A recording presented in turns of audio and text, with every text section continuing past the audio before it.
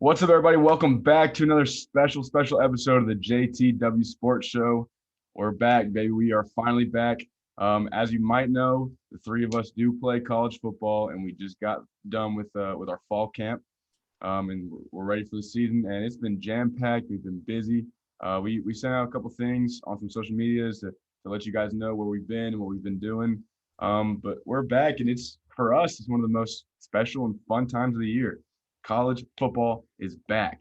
It is back. It is fun. We're excited. We know you guys are excited, and we're ready to jump right into it. So it's a couple games just went on. We're recording this currently on Saturday, September the 4th, and so it's week one for a lot of big teams. You got a lot of super big week one matchups, and it's just really excited. You guys give some thoughts. Will, what's up, dude? Yeah. So last night, my Tar Heels came into the season ranked number 10.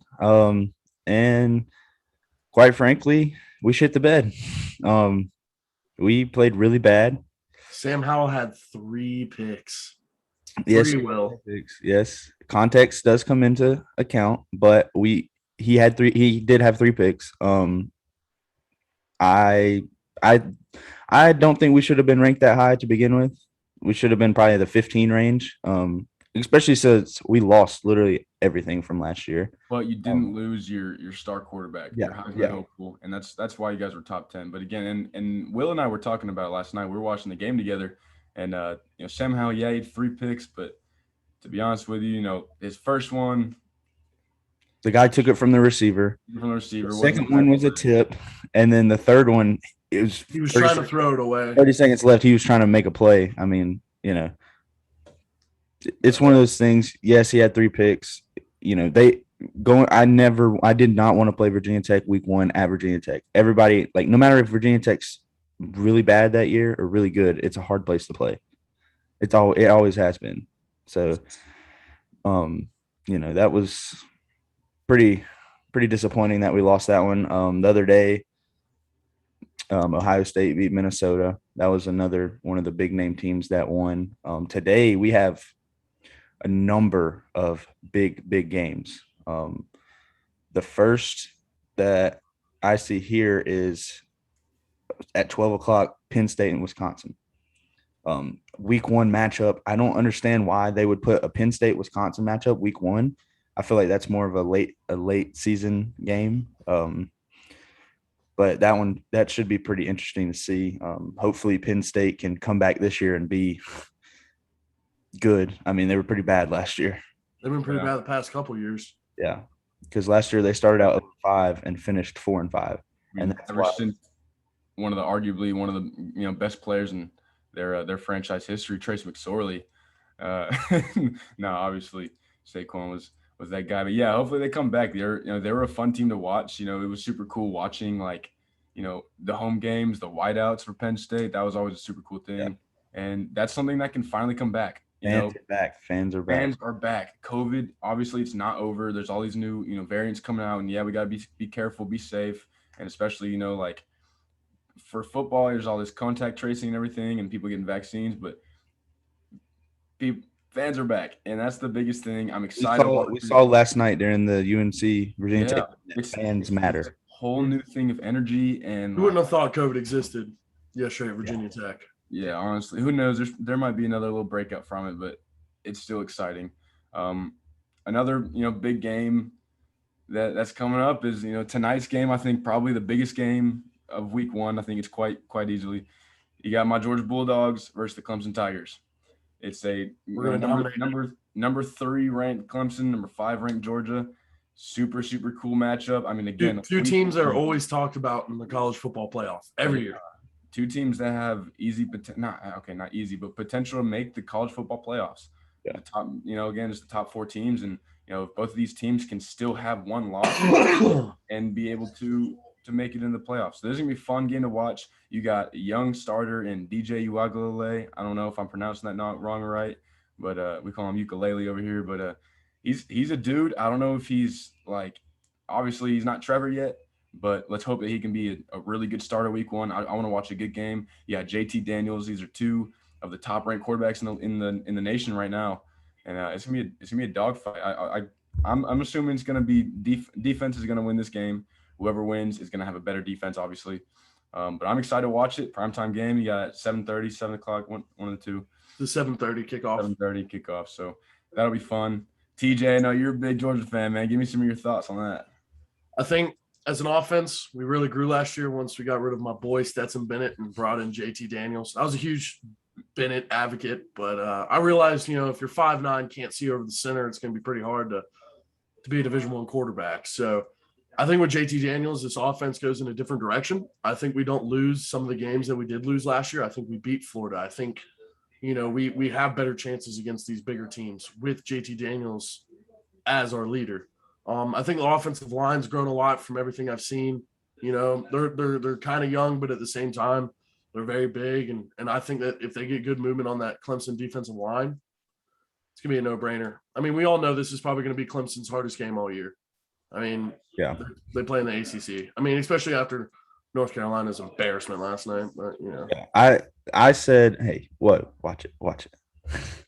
I said that I think Georgia will beat Clemson this week, but by the end of the season, Clemson will be a better team. And what that means is Clemson doesn't have to play in the SEC. They'll be more well-rested because than everybody else. And by better team, I mean they're going to have a lot better chance to win it all because Georgia, they have to play Clemson week 1, and then they're going to have to play Florida. Other SEC opponents. They're going to have to play Bama. They're going to have to play all these teams, and Clemson's going to play Syracuse and Pittsburgh every week. You know what I'm saying? Yeah.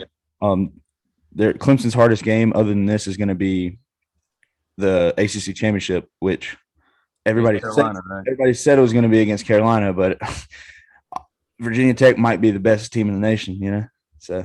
Wow. All right. I'm kidding. Anyways, yeah, make your bet. Another bold accusation. The last really game I want to talk about for today that really simplifies college football's back is Alabama's playing, obviously. Against what? 12 ranked Miami? 14th ranked Miami. Alabama versus 14th ranked Miami. You have a quarterback in De'Aaron King from Miami who has played a lot of football in his career. 31 starts. Key to my boy Tate Martell. And then you have a guy named Bryce Young for Alabama who yet to play. He's never started. He's made a whole lot of NIL deals this offseason, but is yet to play.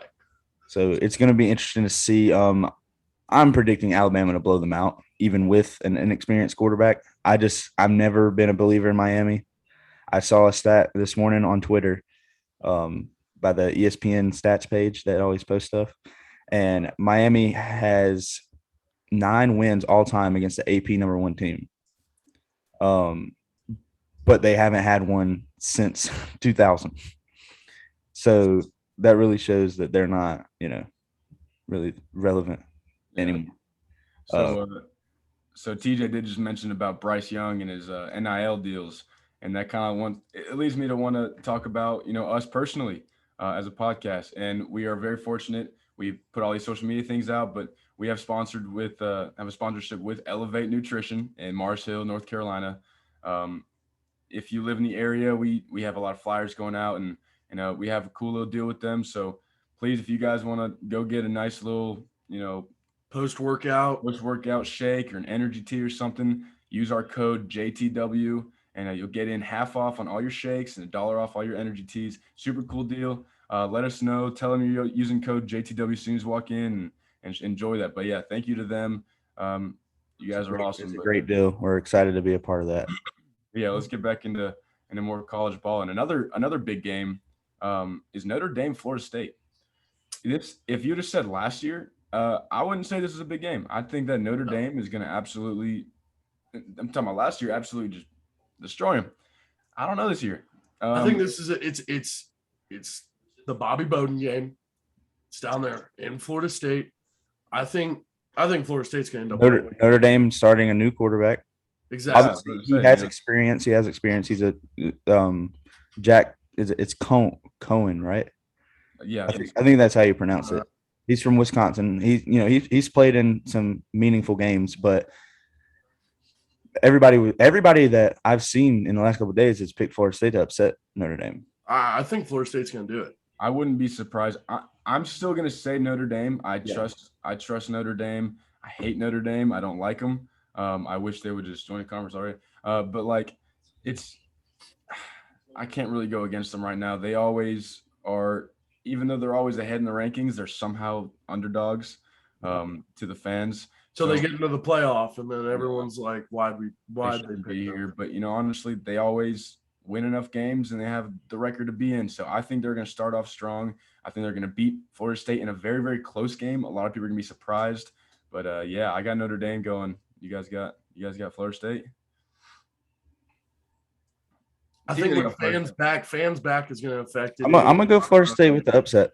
Okay. Hey, I like it. I'm with TJ on this. I'm gonna go Florida State with the upset. That's fun. There's a couple other, not really big games. Louisiana, Texas, Iowa. The only game just throwing out there that I would like to see, South Carolina Gamecocks versus Eastern Illinois.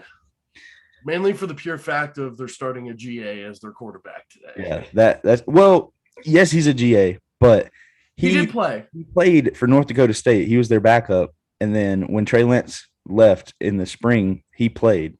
So like it's not like he's like been out of football for a couple years. North Dakota State, SEC football. North Dakota State, South Carolina. You're not wrong.